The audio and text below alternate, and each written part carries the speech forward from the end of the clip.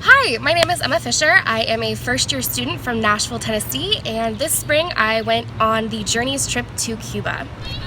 We really saw Cuba at a very critical time, a time where they're opening up for the influx of American tourists, but it's still in construction. Everybody's still adjusting. I saw, a lot of everyday life. We're told that Cuba is this strange place because it's been cut off by the embargo, but Cuba is a place almost like any other. People go about their lives, kids go to school, parents go to work.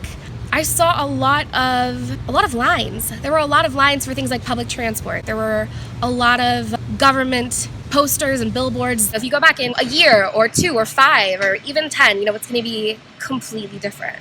I learned that even if you don't speak the same language as someone else, you can still communicate.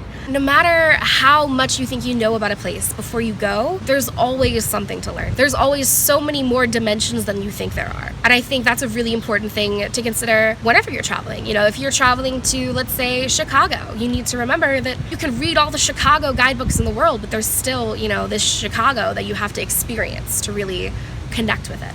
It was also strange, coming back and hearing all of the hullabaloo about Obama going to Havana, going to places that we had been a couple of days ago. We like to joke among ourselves that he must have somehow gotten a copy of our itinerary and just done the same. It really has kind of changed the way I look at things. It definitely changed the way I look at Cuba. It definitely changed the way I look at relations between the United States and Cuba. I'm a lot more in tune with what's going on between our countries.